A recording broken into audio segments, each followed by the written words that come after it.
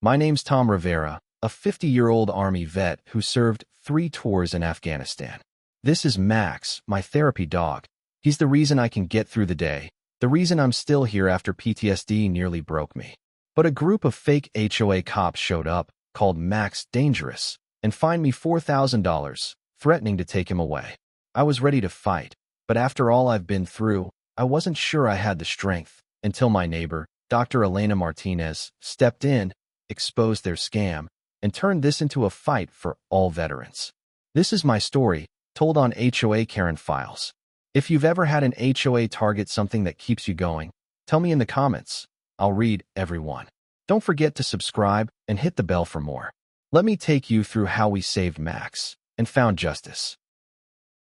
I'm Tom Rivera, 50 years old, and I've carried the weight of war for most of my life. I served 3 tours in Afghanistan with the Army, starting back in the early 2000s, and I've got the scars to prove it. Both the ones you can see, like the shrapnel marks on my left leg from an IED explosion in 2005, and the ones you can't, like the PTSD that's haunted me since I left the service in 2010. I earned a Purple Heart for that explosion, but it came at a cost. My best friend didn't make it out of that firefight, and the memories of his screams, the explosions, the chaos, they still wake me up at night, drenched in sweat, my heart pounding like I'm back in the desert. I moved to this quiet neighborhood in Tucson, Arizona, 10 years ago, hoping the stillness would help me find some peace, but for a long time, I was just surviving, not living. That all changed in 2020 when I adopted Max, a 4-year-old golden retriever, through a veterans therapy dog program. I was 45 then, and I'd been struggling hard, couldn't sleep, couldn't handle crowds, couldn't even hear a car backfire without hitting the deck in my mind. Max came into my life like a beacon of light. He's got these amber eyes that seem to see right through me, like he knows every dark corner of my soul and loves me anyway. He was trained to sense my anxiety, and he'd nudge my hand when a panic attack hit, press his warm body against my legs to ground me, his steady breathing pulling me back from the edge. I'd sit on my patio every evening, Max at my feet, watching the sunset over the desert plants in my backyard, cacti, agave, the kind of rugged beauty that reminded me I could still find something worth holding on to. I'd talk to him about things I couldn't tell anyone else. Memories of the war, the guilt I carried for surviving when others didn't. "You get me, don't you, boy?" I'd say, scratching his ears, and he'd tilt his head, his tail thumping softly. Max gave me a reason to keep going. He was my anchor. My backyard was our sanctuary, a small space with a chair, a dog bed for Max, and a view of the sky. I tied a service ribbon to his collar, a little piece of my past to honor our bond, and the neighborhood loved him as much as I did. Kids would wave as they rode their bikes, shouting, "Hi, Max," and neighbors would stop to pet him, their smiles warm. They knew I was a vet, knew I'd been through hell, and they respected my space. I thought I'd finally found some peace, until that September evening in 2024, when everything turned upside down. I was tossing a tennis ball for Max, his joyful barks filling the air as he bounded after it, when a gray SUV pulled into my driveway. I saw the logo on the doors, Desert Sands HOA, and my stomach dropped. 3 people got out, all wearing black vests with HOA compliance in bold letters. The leader, a guy in his 50s named Richard Hayes, carried a clipboard, his face hard as he walked up to my backyard gate. "Mr. Rivera, your dog is in violation of Desert Sands HOA regulations," he said, shoving a letter at me, the paper stamped with a logo that looked official but felt wrong.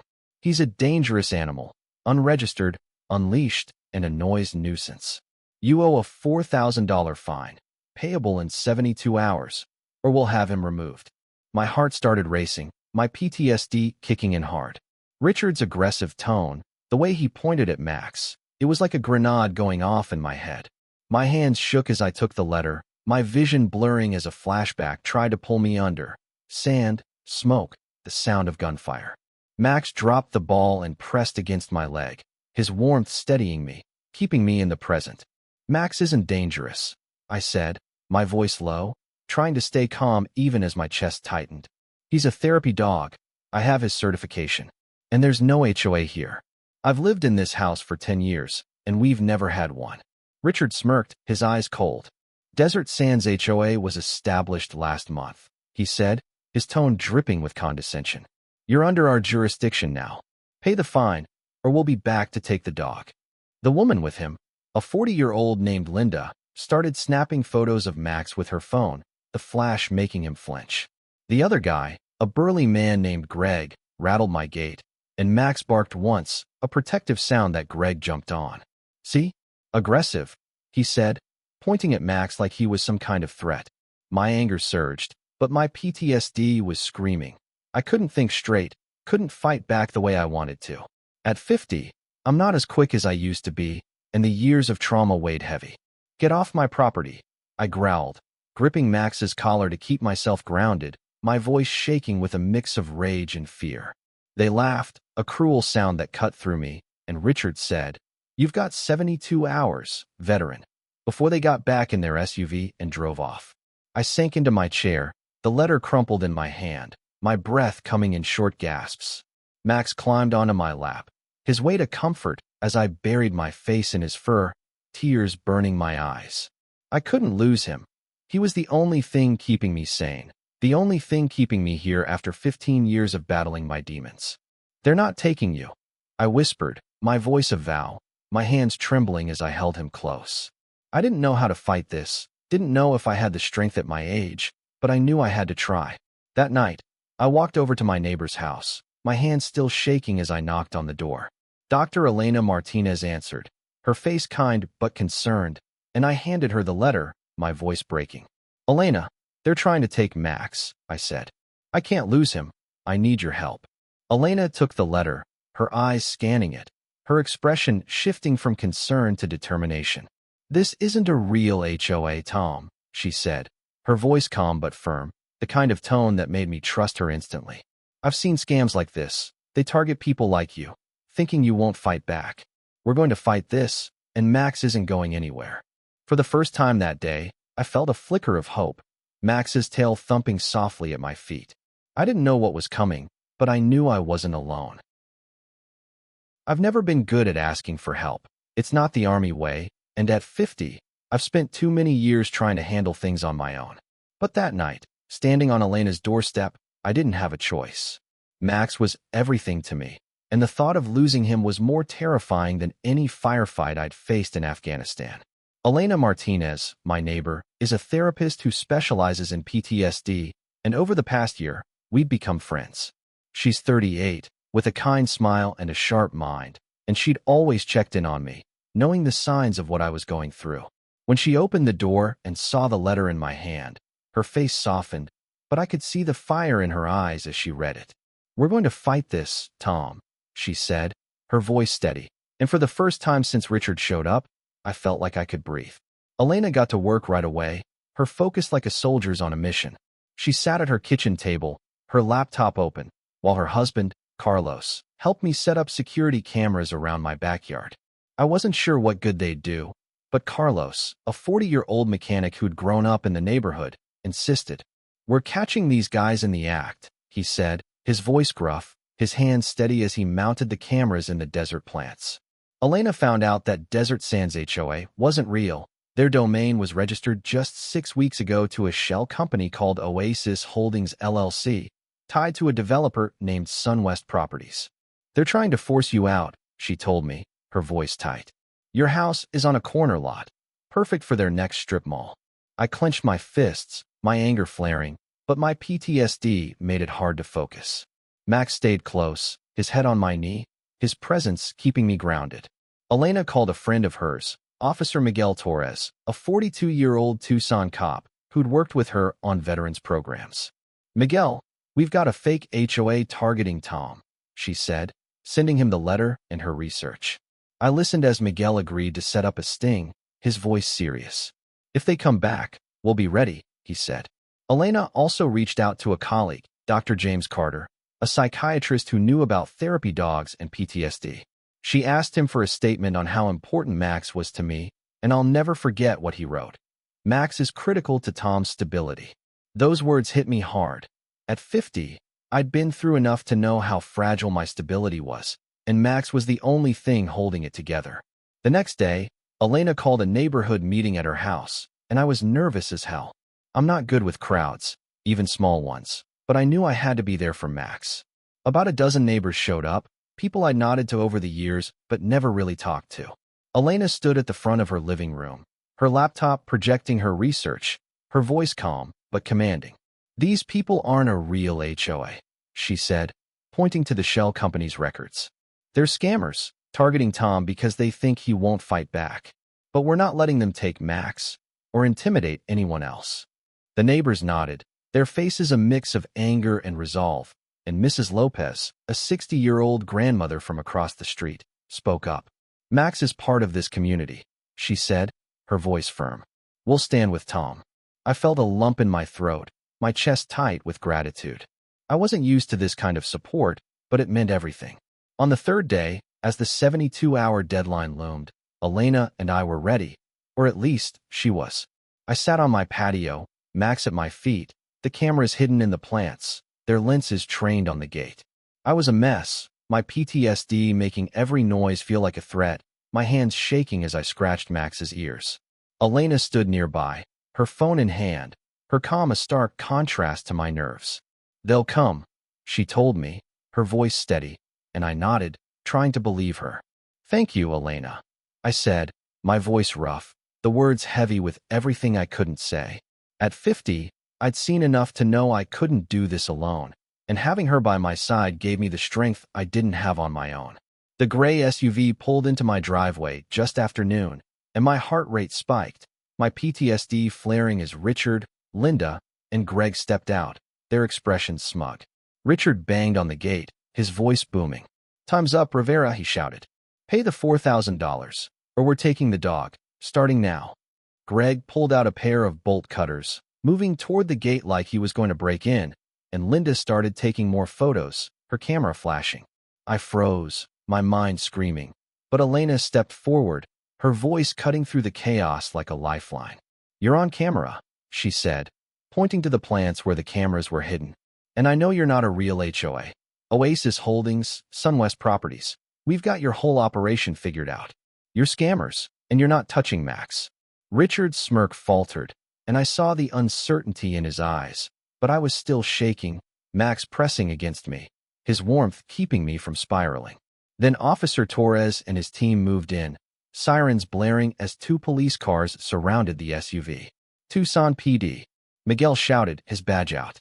"You're under arrest for extortion, attempted theft, and impersonating an HOA." The neighbors came out of their houses, cheering, their phones out, recording the scene. Richard, Linda, and Greg were handcuffed, their smug looks gone, and I stood there, my arms around Max, tears streaming down my face. Elena put her hand on my shoulder, her voice soft. "We did it, Tom. Max is safe." I nodded, my chest heaving, the relief so overwhelming I could barely speak. At 50, I'd faced a lot of battles, but this one I didn't have to fight alone. Watching Richard, Linda, and Greg get handcuffed felt like a weight lifting off my shoulders, but I knew the fight wasn't over. I stood there in my backyard, Max pressed against my legs, his tail wagging softly as the police led the scammers away. The neighbors were cheering, their voices a blur, but I was still shaking, my PTSD making it hard to process everything. At 50, I've learned to live with the way my mind works, but moments like this, high stress, loud noises, confrontation, they bring me right back to the war. Elena stayed close, her hand on my shoulder, her calm grounding me as much as Max did. "We've got them, Tom," she said, her voice steady, and I nodded, trying to believe it. The footage from the cameras Carlos had set up was a game changer. Officer Torres told us it showed everything. Greg trying to break into my yard with bolt cutters, Richard's threats, Linda taking photos like she was building a case against Max. Elena's research gave the police a roadmap. She'd linked Desert Sands HOA to a shell company called Oasis Holdings LLC, which was tied to a developer named Sunwest Properties. A few days later, the Tucson PD raided Sunwest's office in Phoenix, and what they found made my blood boil. They'd been extorting people like me for over $60,000, targeting homeowners across Tucson to clear land for a strip mall. The guy behind it, Paul Carter, was a 55-year-old with a rap sheet for fraud, and Sunwest was in on it, taking a cut of the profits. My house, on a corner lot, was just another target for their greed. What happened next caught me off guard. Mrs. Lopez, the grandmother across the street, had live-streamed the whole confrontation on Facebook, and it went viral, 5 million views in a day. People started sharing it everywhere, with hashtags like #SaveMax and #VeteransRights. I saw the comments pouring in. This is heartbreaking. Max is a hero. Fake HOAs need to be stopped. I wasn't used to that kind of attention. At 50, I'm more comfortable in the shadows. But seeing people rally around Max, around me, it hit me hard. KWLD News 13 came to my house for an interview, and I sat on my patio, Max at my feet, his service ribbon gleaming. Max saved my life, I told them, my voice cracking. They tried to take him from me, but Elena and this community fought for us. I didn't say much. I'm not good with words. But Elena spoke up, her voice strong, explaining how these scammers targeted veterans like me. The viral video brought other victims out of the woodwork. Over a dozen people in Tucson came forward, sharing stories like mine. A widow who'd paid $2,000 to save her garden. A family forced to sell their home after fake fines for their kid's swing set. Elena organized a meeting at her house, and I went, even though crowds still made me jumpy. Max stayed by my side, his head on my knee as I listened to their stories, my heart aching for them. They thought they could intimidate us, Elena said, her voice strong, and I nodded, feeling a fire I hadn't felt in years. At 50, I'd spent too long feeling broken, but this was worth fighting for. Elena connected with a veterans group called Veterans United, and they turned Max's story into a campaign called Protect Our Heroes. I wasn't sure how I felt about being the face of it, but seeing veterans across the country share their own stories about therapy dogs, using #ProtectOurHeroes, made me realize how much this mattered. A GoFundMe they started raised $20,000 to help with legal fees, and I saw messages from people as far away as New York and Texas. My therapy dog got me through my darkest days, wrote a Marine vet from Texas, and I felt a connection I hadn't felt since my Army days. Elena's colleague, Dr. James Carter, gave a statement to the media about how important therapy dogs are for PTSD, and when NBC News picked it up, I saw my story on national TV. These scammers targeted Tom because they thought he wouldn't fight back, Elena said, Max wagging his tail beside her. I watched, my chest tight, grateful for her strength. Every evening, I'd sit on my patio with Max, watching the sunset, trying to make sense of it all. My neighbors started showing up, bringing coffee, sharing stories, their support a lifeline I didn't know I needed.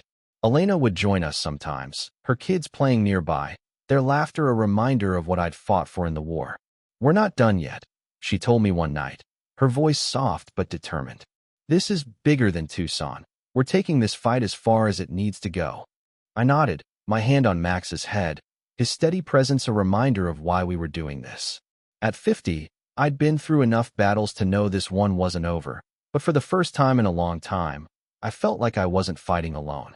The weeks after the arrests were a blur, but I could feel the momentum building.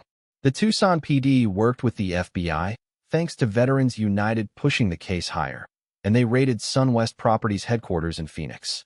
What they found made me sick.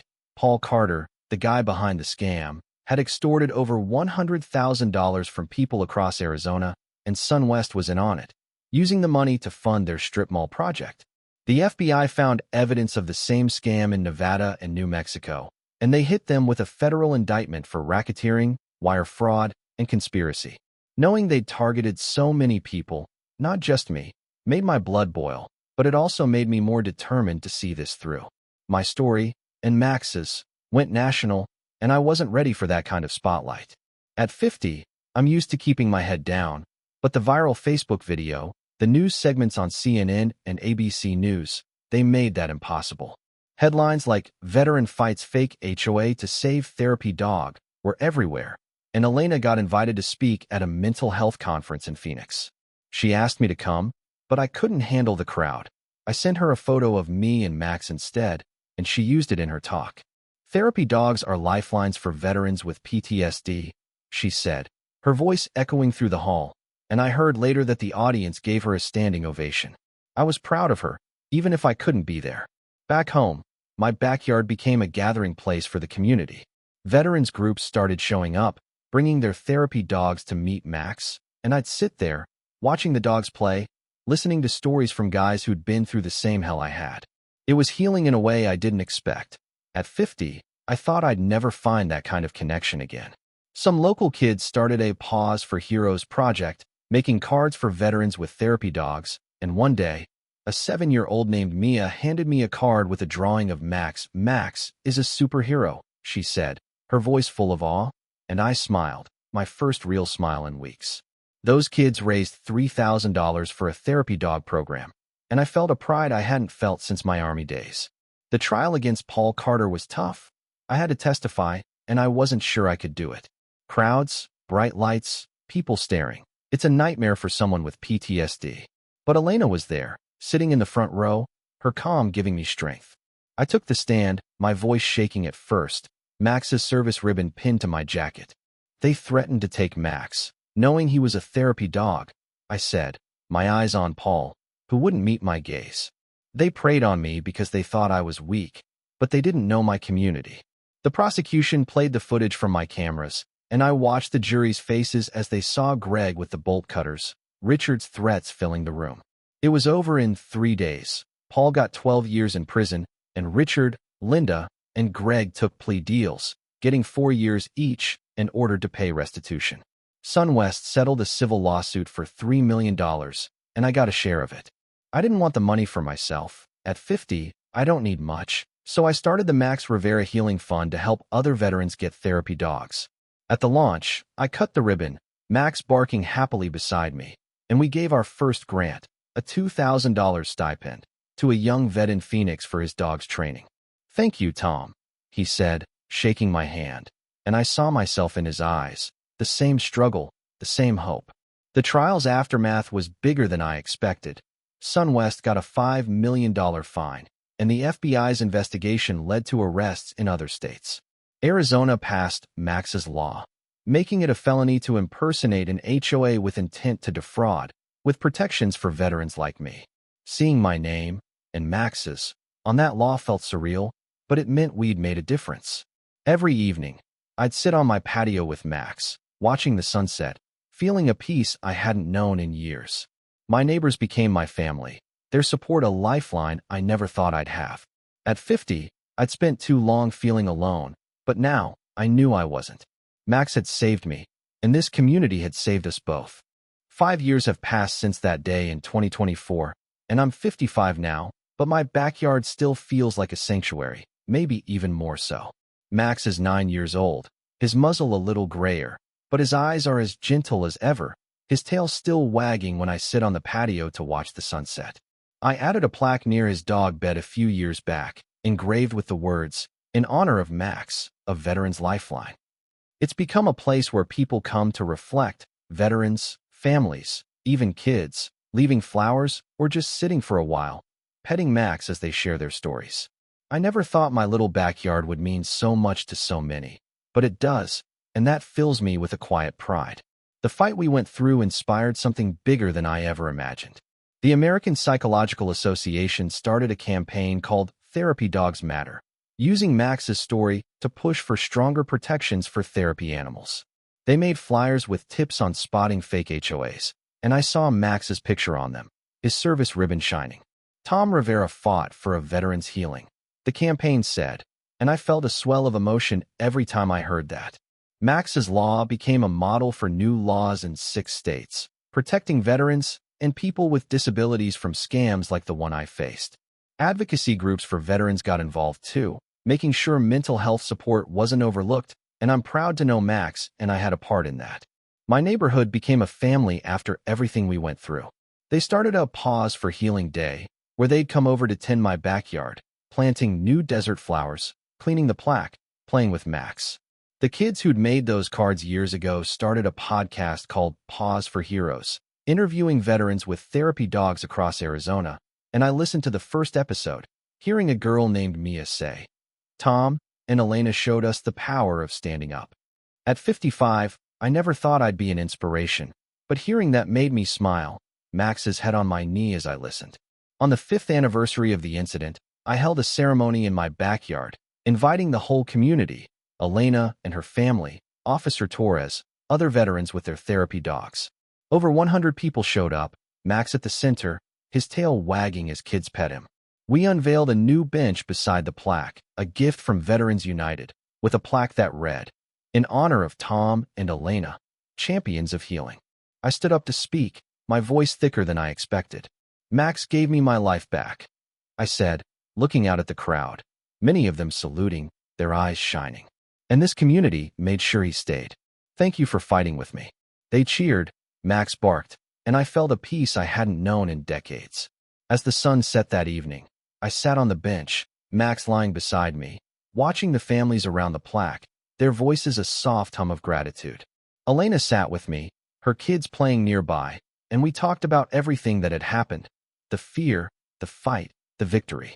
At 55, I've lived through more battles than most, but this one taught me something new. I don't have to fight alone. "We kept our promise, Max," I whispered, scratching his ears, the plaque glowing in the fading light. My backyard, once just a place to survive, had become a place to heal. For me, for Max, for everyone who needed it. I'm Tom Rivera, and this is my backyard, a place of healing, thanks to Max, my therapy dog, and the community that fought for us. 5 years ago, fake HOA cops tried to take Max away, fining me $4,000 and calling him dangerous. I was 50 then, battling PTSD, and I didn't know if I could fight back. But Dr. Elena Martinez stepped in, exposed their scam, and inspired Max's law to protect veterans like me. Now, at 55, I'm here with Max, and this backyard is a legacy of justice and love. This is my story on HOA Karen Files, where we shine a light on the brave who refuse to back down. Have you been targeted by a fake HOA? Tell me in the comments. I'll read every one. Don't forget to like, subscribe, and hit the bell so you don't miss the next story. Thanks for listening, and let's keep honoring those who heal us.